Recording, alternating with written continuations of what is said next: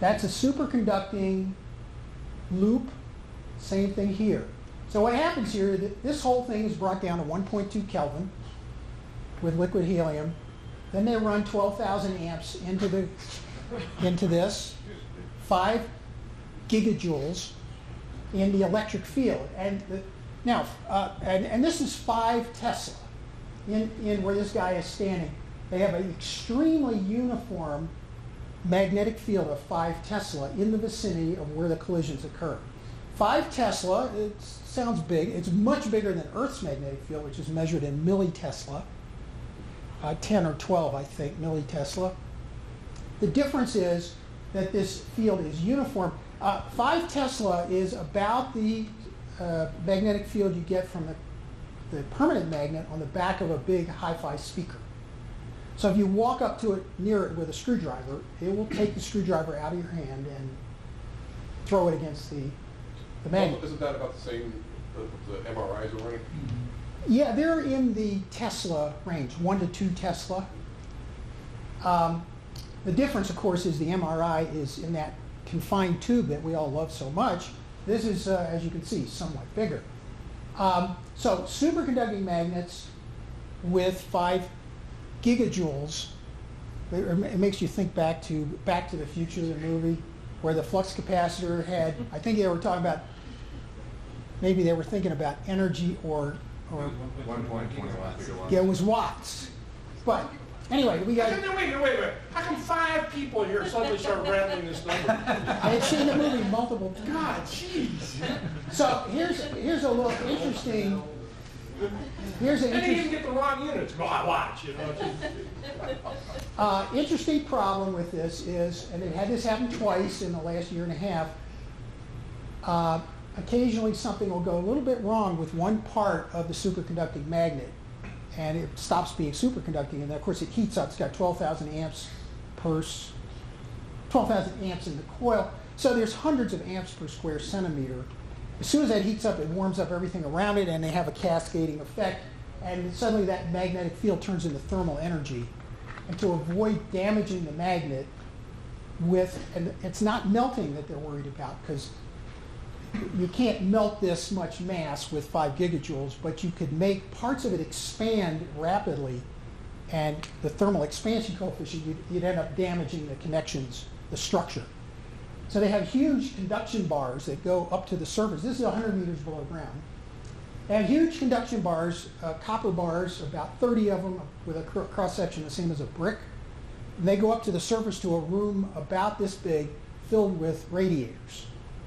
So when this thing goes bad, and it has, a lot of heat goes upstairs, gets in the radiators, and is cooled by the air. But then the idea, so they have, you can see, to design and maintain stuff like this, you need specialty engineers like thermal engineers and so forth. Here's the magnet seen. There's the same magnet. The tunnel, the beam is in the center here. You're looking down the bore site of what goes on when the thing is running.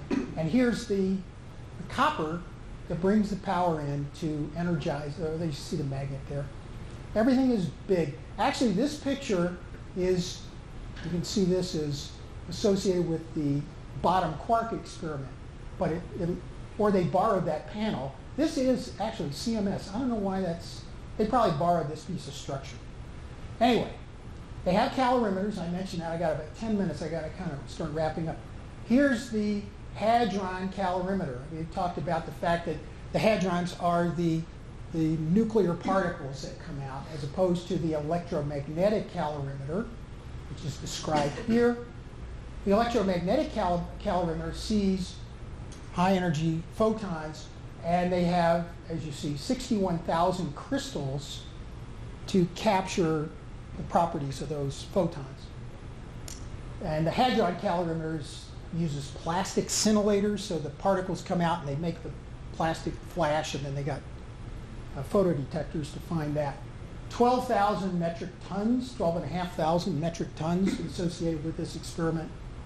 And it was all, the unique thing at CERN anyway, is all of this was built above ground and then lowered down a shaft.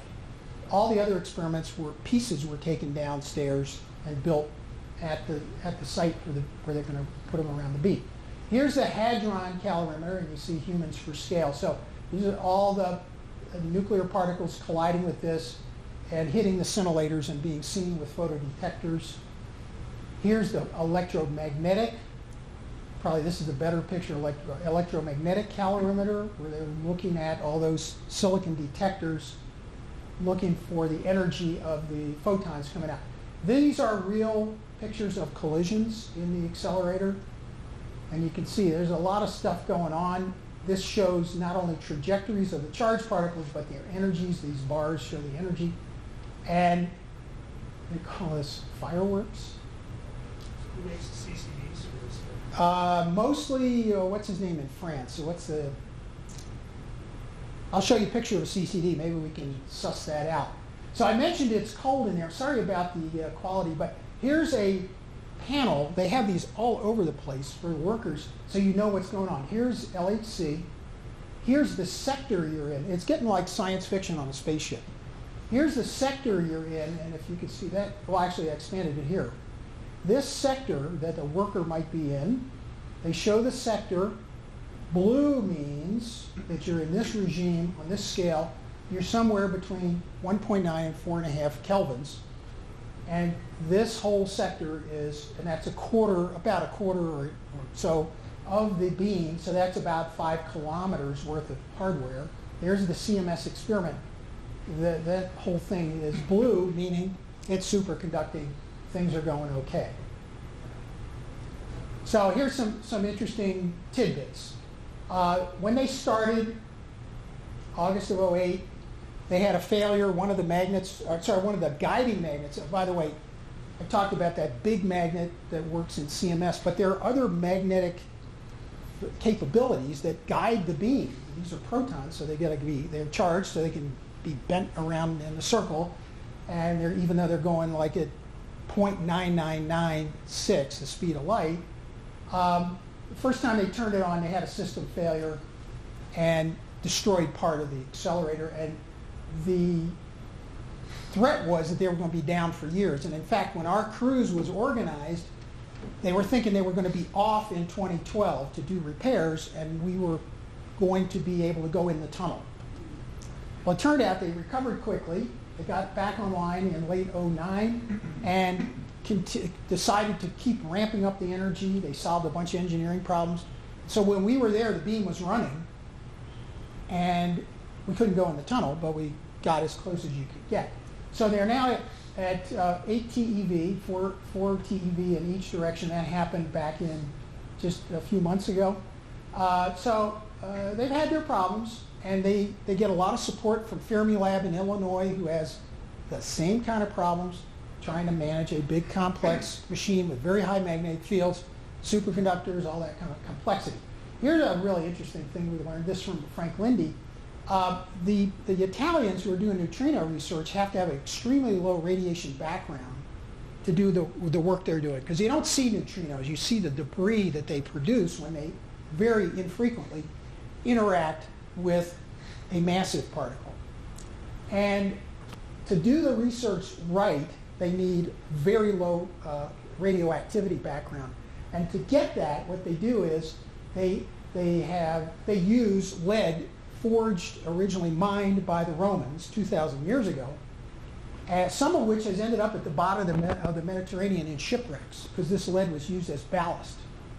And as you see here, an amateur diver found a old ancient Roman ship with 1,000 lead plaques that went to the bottom of the ocean, protected better than a current modern lead mine would be from cosmic rays, which create radioactivity in the lead. So when they want to do their experiments, they get divers to go get these bricks where they're safe at the bottom of the ocean. They bring them to a place where they cut the face of the brick off to save the markings that the Romans put on them 2,000 years ago. They take the rest of the brick, forge it into the shapes they need for the experiment, and quickly put it underground so it doesn't get re-radioactivized by cosmic rays. And so lucky circumstance that they have access to these bricks. Speaking of neutrinos, the problem with the faster than the speed of light neutrino question that came up last year, that was solved. A GPS signal cable in the experiment in CERN was not connected properly, and that caused this defect. There is also a funny story. This is a woman, Maria Stella Gelmini. She's the Minister of Scientific Research. And when they found this faster than the speed of light result, unfortunately she had a little chauvinistic streak, and she announced that the Italians were prominent in providing the tunnel from CERN to Gran Sasso. Now remember, I told you it's 700 kilometers. There is no tunnel. You don't need a tunnel for neutrinos. They go through Earth like it's not there. And when she was confronted in a press conference about, really, a tunnel? She said, yeah, we spent 50 million euros on the tunnel, and defended her claim. It's a problem. It causes titters at CERN when they talk about that. We talk about gigajoule. How much is a gigajoule? A 2,000-pound vehicle going at the speed of sound has the energy of a gigajoule. So you want to control that energy if you can. Here's CMS. Now, so I have a series of photos that's kind of wrap this up. This is CMS under construction. There's a ladder, gives you a sense of the scale. This is the beam line in the vicinity of the experiment. We actually got to go in a control room. This is the CMS control room. And oh, by the way, it relates to what we do here. No shortcuts, because changing a component in the accelerator is equivalent to bringing it back from the moon. It takes 3 weeks to warm it up, and during that time, not only is it warming up, radiation produced by the presence of the beam is dissipating. Then a technician can go in, replace the failed particle, the part of the machine, then get out, and it takes 3 weeks to cool it, 3 to 6 weeks to cool it back down to roughly 2 Kelvin. The reliability engineering is a big, big deal there. So 3 months is invested in any kind of a failure, and we actually witnessed this. These guys, I snuck up on them. I was not able to take a picture while they were anguishing over a problem, but this guy said, life is not good here. How could anyone do something so stupid? This is the CMS control room. They were on the phone.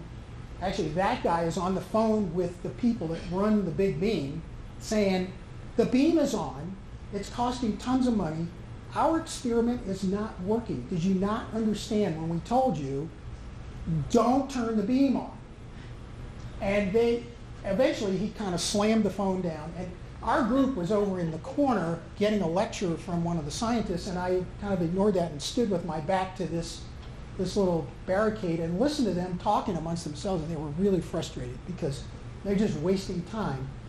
But there's a lot going on. It's like a rocket launch all day long. Here's the door. This is the last door before you go into the beam area. We got to that point, and we, of course, had to stop. And once again, it's like science fiction. A little hard to read, but in several languages here it says, don't do anything. You can open the door, but if you do, you shut the beam down. And that's bad. And notice there's danger from radiation. There's somewhere here, danger from magnetic field. There's all kinds of, and the whole time we were down there, our two hosts, who were both scientists, kept saying, now, if anything bad happens, we go through that door, and then their stairway up to the surface is 100 meters up there, and we were all people my age. There's the stairway. It would take you a while to get out of harm's way.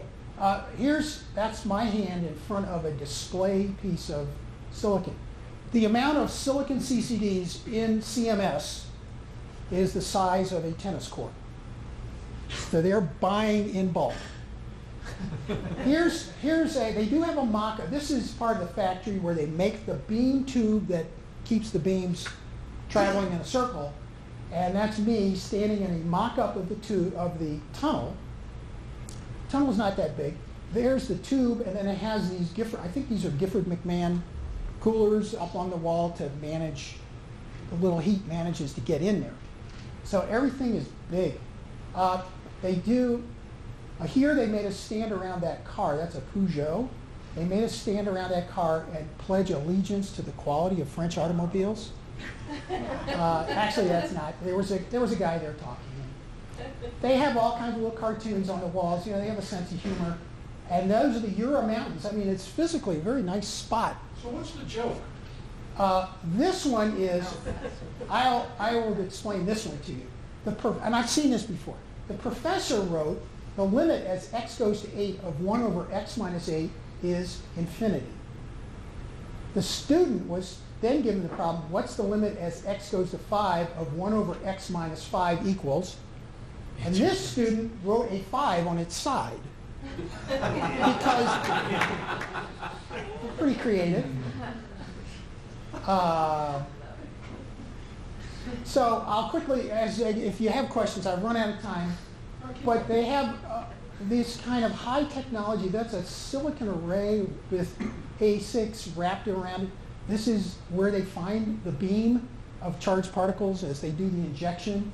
They got all this kind of metrology. There's a human there to show you. This is right in the, well, there's the magnet in CMS. And you can see that's a studly piece of machinery.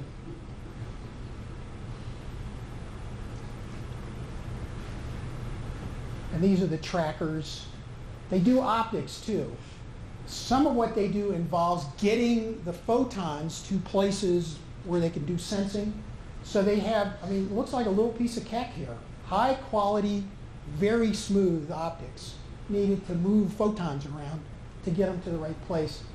And then they have, here's the muon system. I don't know what that is. Oh, and of course we didn't get the chance to see this because the machine was running when we were there. So here's the joke they tell there. Neutron walks in the bar and says, like, beer? Beer. Bartender says, how much will that be? And he says, for you, no charge. Oh, jeez. It's like the Buddhist that calls up, and so the guru says, can we use email? And the guy says, yeah, but no attachments. Well, thanks for your attention, and it's been fun talking Well, to you. thank you very much.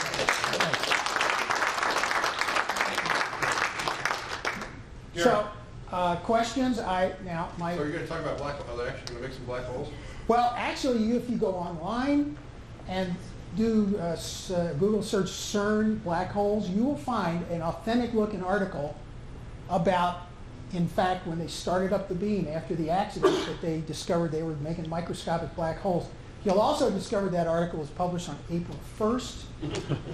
So no, they've all calmed down about the black holes. If they exist, they would be at the Planck scale, and we can't get there with this machine. It's 10 to the 17th dimensional distance away. So. The other thing is cosmic rays actually have more energy, and over 4.5 billion years we would have been gone by now. Yeah, right. There's probably black holes around. Luckily, we don't encounter them too often. All right, thanks very much for Okay. doing this. And you poor suffering bastard. I mean, you know, boat trip up the Rhine, Wine with lunch and dinner. wine with lunch and dinner, cheese, you know. Oh, we paid. Oh, we paid. Yes, there was. This was not sponsored by Ball. This was sponsored by me. All right. All right. Well, thanks once again for coming. Bye-bye, guys.